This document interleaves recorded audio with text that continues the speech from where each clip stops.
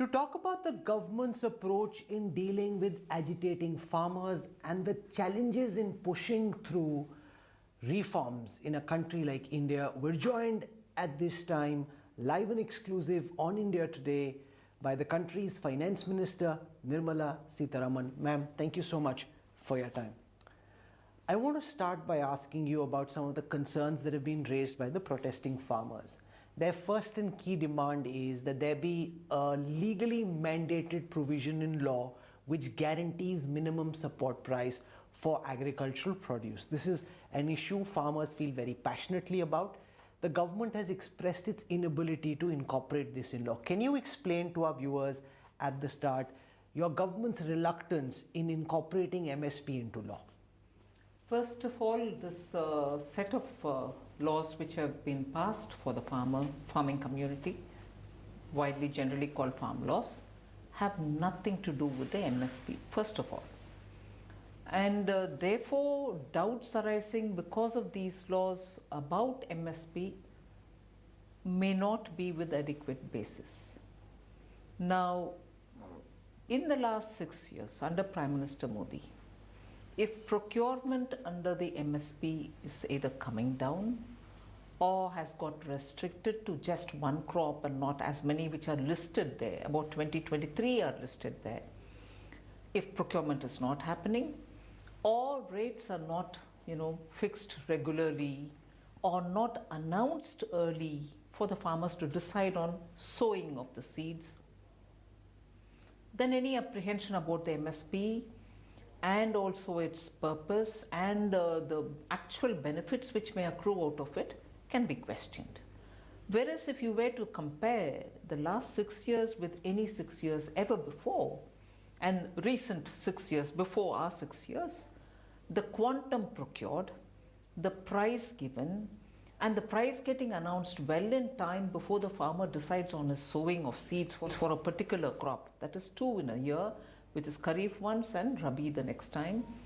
And if after that the procurement has not happened adequately, then there is a reason to believe. On the contrary, in each of these categories, government has wheat, paddy, bajra, pulses and many others which are listed. In each one of the category, the price given and also the actual procurement happening has been at least 1.5 times in some more in some crops, like let us say wheat and paddy. Some in between the two, in rice, paddy, it's even been 2.5% more, 2.5 times more.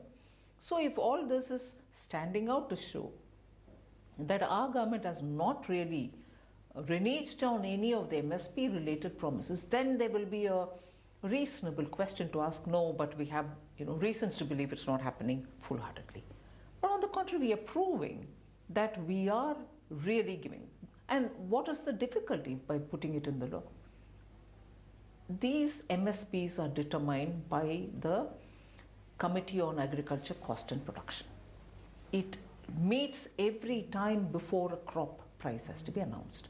You put it in the law and then make it a point and become rigid, then the costing also will become so tight that even if you want a favorable change, it cannot ever happen.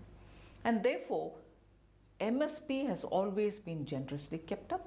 Governments have honored it. We've honored it lots more, both in terms of procurement, volumes, and also the money which is given to the Kisan. So we think there isn't any connection with the current set of farm laws, one. Two, by hardwiring MSP, you're only making it difficult for even fixation of an MSP rate. Let me ask you a more philosophical question. We currently have a situation where states like Punjab and Haryana are producing way more paddy and wheat than those states need, than even the country needs.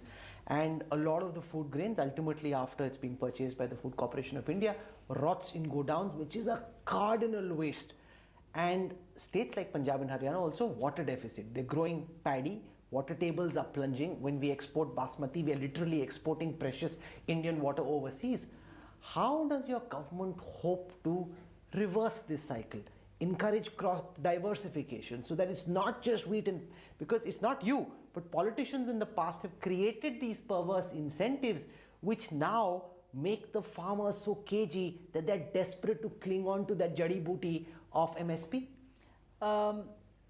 You know, you're actually shifting the debate to a long-term, very pertinent issue, but which is long-term. You're also shifting the issue to production, meaning that which is grown, and also crop choice, crop pattern, and issues of that nature. Now, these are certainly not, ideally, issues to be dovetailed with the current farm laws and then say, because of this, farm laws are this or that. These are issues which state governments, in consultation with the farmers, will have to overall look at the country, the crop which is being produced, and the requirement of the country, and so on. So we are unnecessarily sometimes linking too many larger but very pertinent issues of the debate to the current farm law related debate, and to an extent possibly even creating a lot more matters for discussion which are pertinent but not in the context of the immediate farm laws. These are relevant and they should be done anyway, and they should be done probably at every state level. Whereas what we have done with the farm laws is on that particular item in the central list, without touching the items which come under the state list or clearly APMC related, we have given an option for the farmers to be able to take his produce outside of the mandi, in case, if required, outside of the state. And therefore what is happening is, when you give an option to the farmer to be able to sell it where he wants, to be able to sell his produce at a price at which he wants, he is unnecessarily being mixed up. We've only confined ourselves to that power which is vested with the center for interstate trading. So I hear what you're saying, and what you're saying is correct, because a lot of other issues are now being getting foisted over the current debate over farm laws. But the reason that is happening is the government brought a set of reforms that it believed were good for the Indian farmers. And the charge against your government, ma'am, is that there wasn't adequate consultation. The kind of pan-India outreach that you're starting now, where ministers, MPs going, talking to farmers.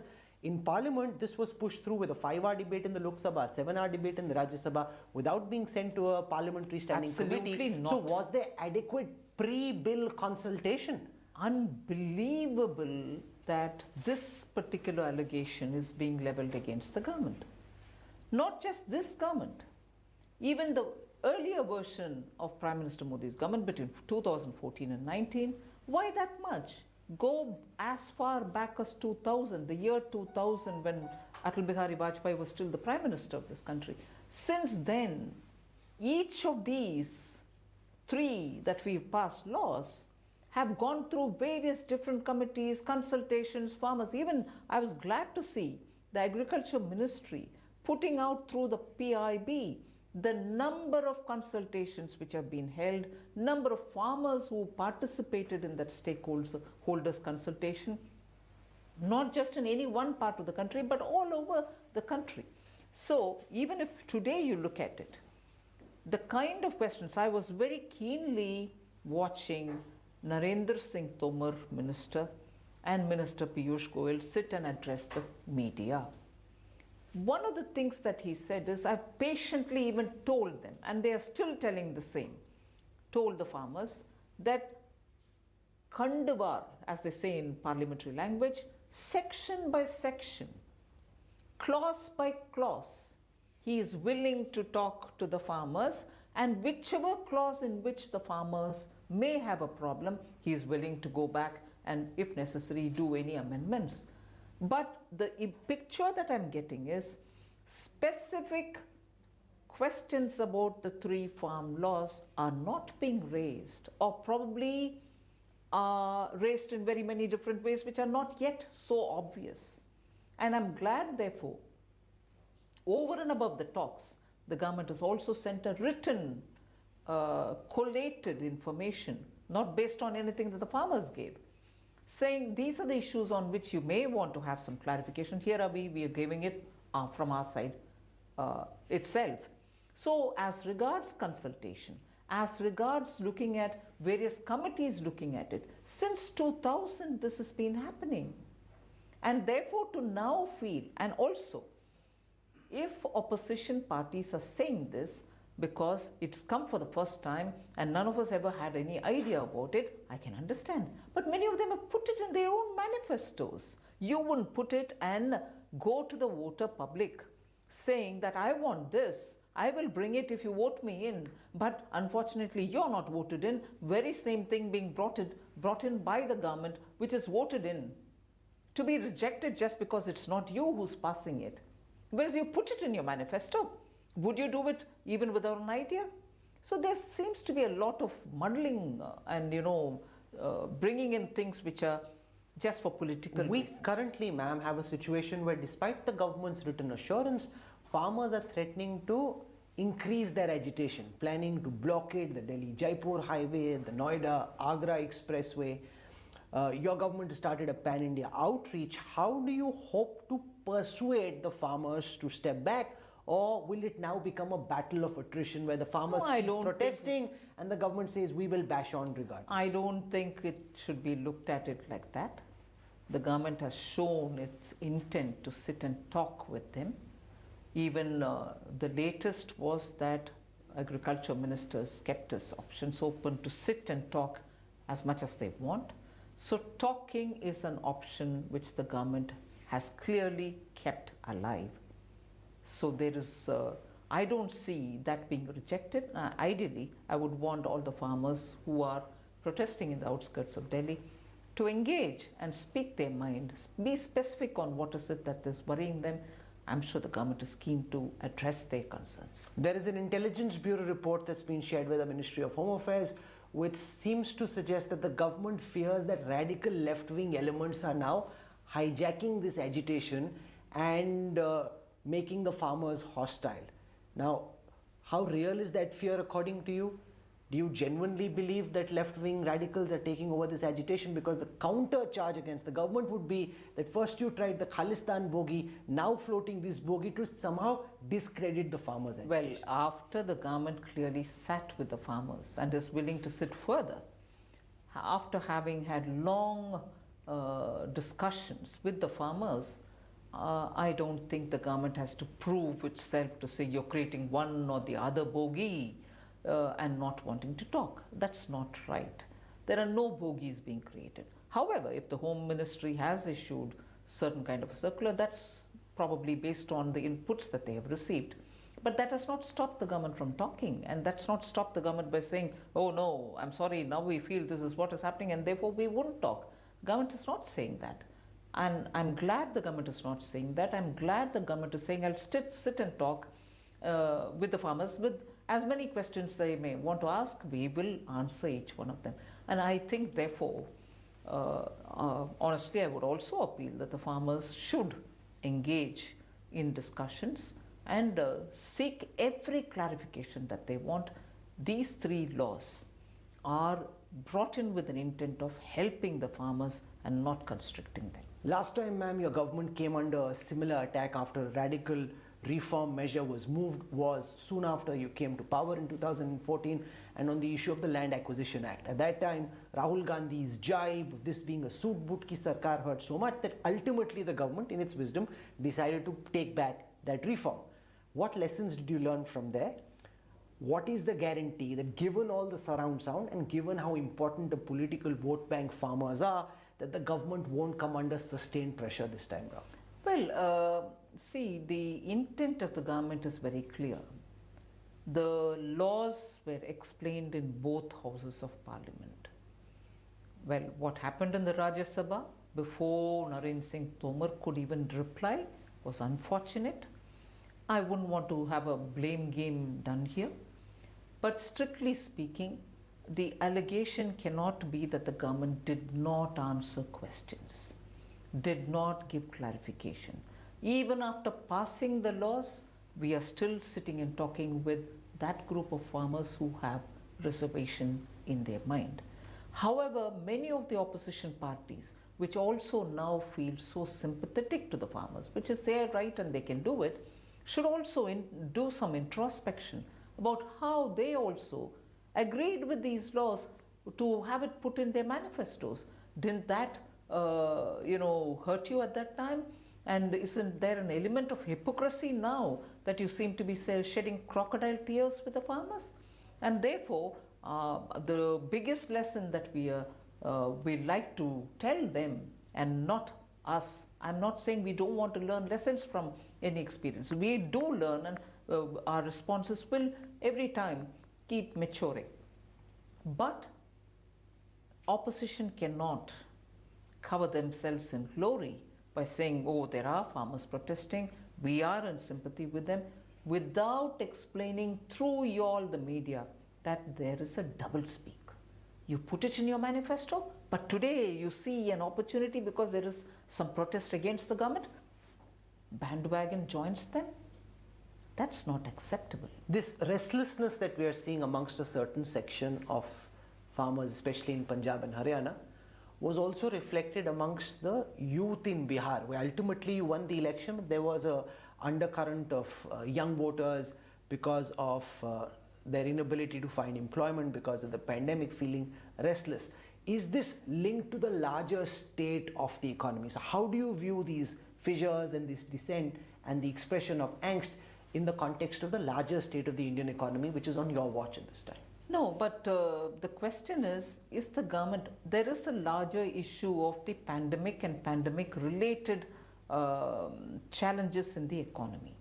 The lockdown, which prioritized on lives, and then the unlocking and post-unlocking industry, and everywhere where employment has got to be restored, are also having a reset. But the government is not sitting and watching. The allocation for National Rural Employment Guarantee Scheme, MNREGA as it's otherwise called, has crossed 1 lakh crores. And I think it's a good and right expenditure to undertake. In the budget, it was in February 2020, it was only 61,000 crores. We added 40,000 during the supplementary demand. And then now I've given another 10,000 crores. And all this, now the latest review that I've had in the Atmanirbhar review, Labour Ministry clearly, Rural Development Ministry has clearly told me that over 73,000 crores has already been distributed. And the rest will be utilized before 31st March. So that is one angle. The other is again for the urban or semi-urban areas where people have registered units through the employment, the pension schemes and EPFOs.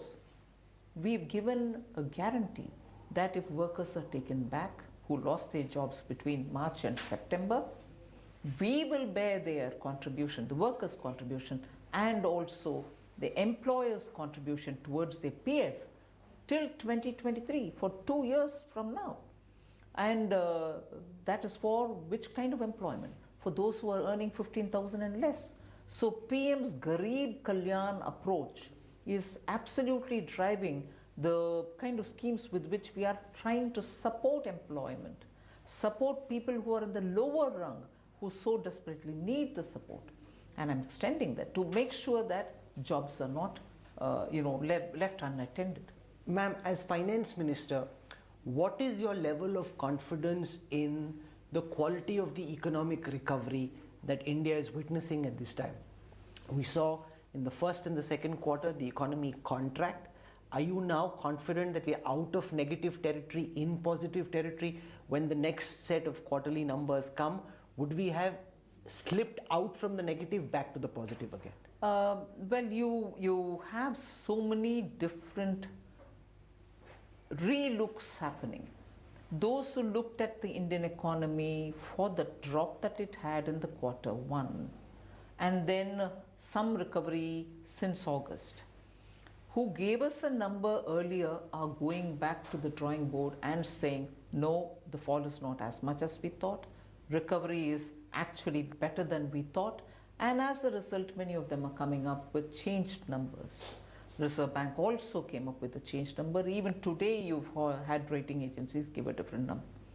So the numbers, all of them which they give, IMF, World Bank, ADB, and so on, are clearly indicating that the quarter 3 and quarter 4 revival will be sufficient to make probably India's growth enter the positive territory.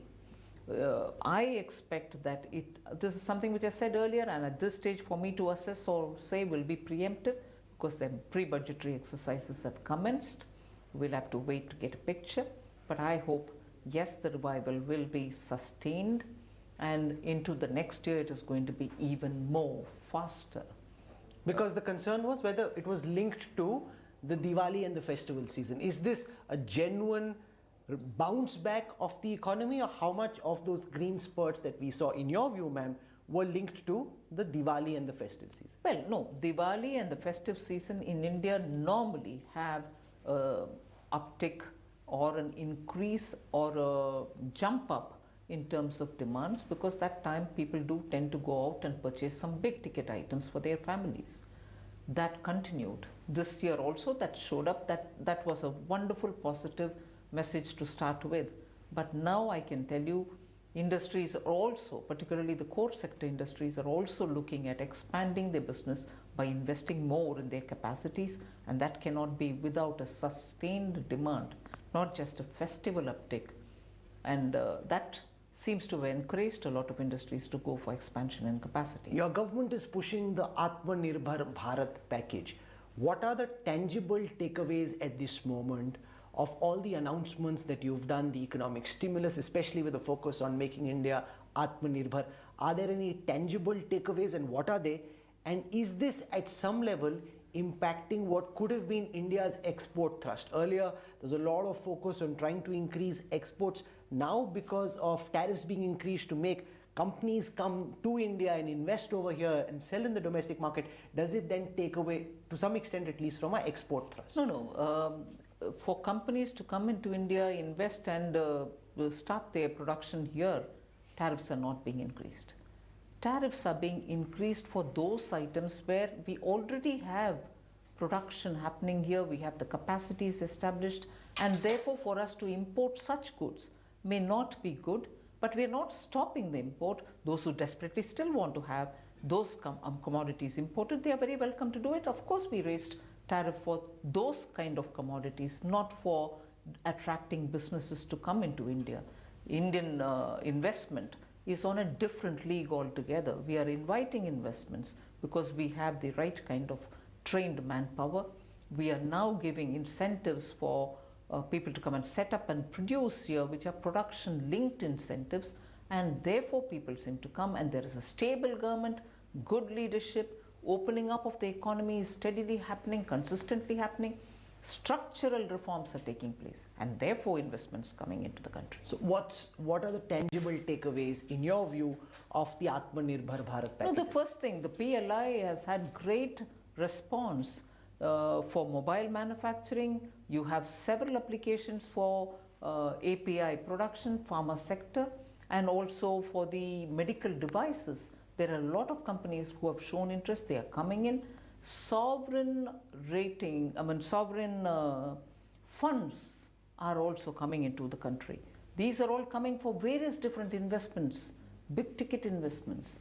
So there is a definite positive response for Atmanirbhar Bharat. There's been a lot of talk about whether the government is planning to come up with another economic stimulus package. And I know you can't answer that question directly, but at a philosophical level, do you believe there is appetite, scope and need? Because when I asked you this question last, you said, okay, let's see how we recover from the pandemic and later we can assess whether we need more stimulus. What's your thinking currently?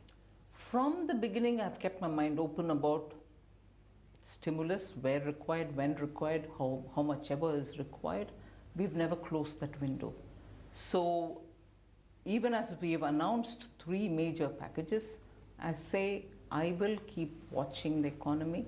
Stimulus or incentivizing or giving support will all be options in the hands of the government.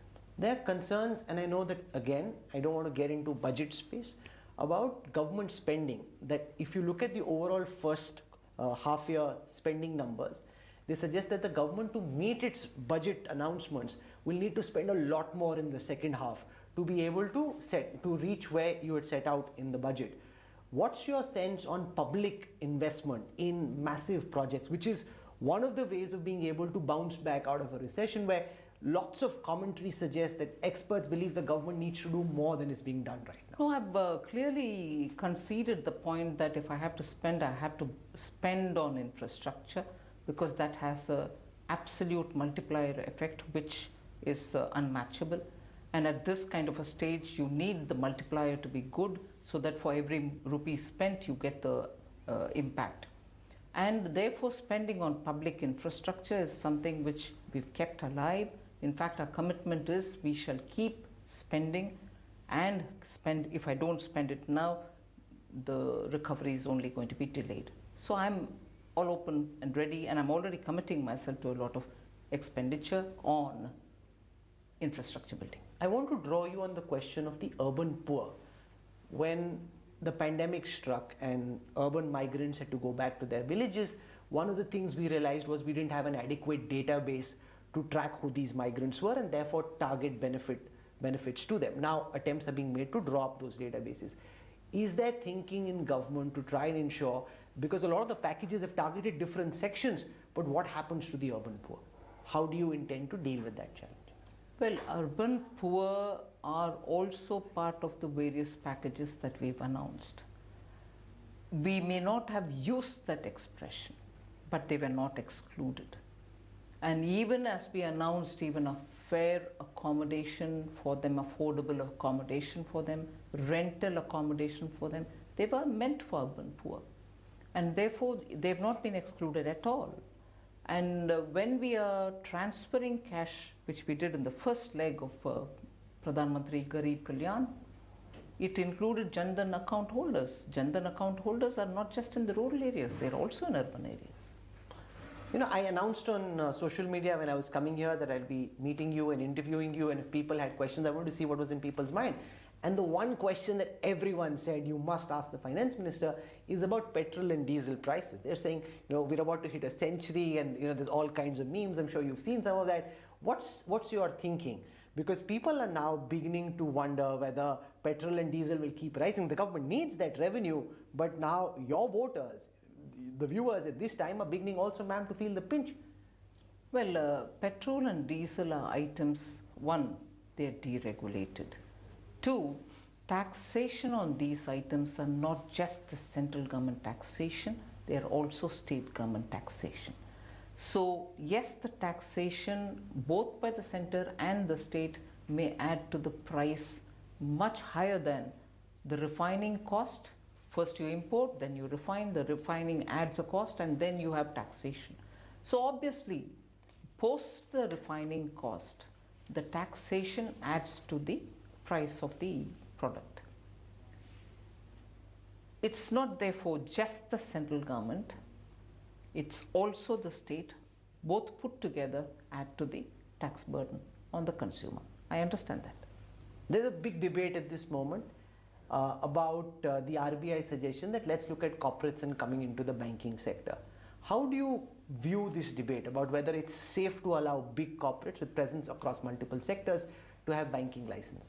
Well, I don't know whether even the RBI in today's context has taken a position on an internal working paper. And then if there is a position taken and therefore approaching the government, for me to take a call on it. However, an approach to companies holding banks or NBFCs being given a license for running banks is not new to this country. In between, sometime in the last 15 years, NBFCs have been given banking licenses, and that is not under this governor, governors earlier. So this debate is not something which is new, not just the debate. Acting on it is also not new. Reserve Bank had given license to NBFCs earlier to become banks. So these are the realities of this debate. I'm coming towards the end of this interview, and I want to ask you about this debate about inflation targeting. Currently, the government's mandate and the RBI's mandate is to try and ensure inflation is between 2 and 6%. A big debate rages about whether we need to loosen this in the interest of encouraging growth. Have you formed a view on whether we need to allow for more inflation to ensure faster growth and a faster comeback? Well, if you look at it, even during the lockdown, when there were severe supply constraints, inflation was kept under control.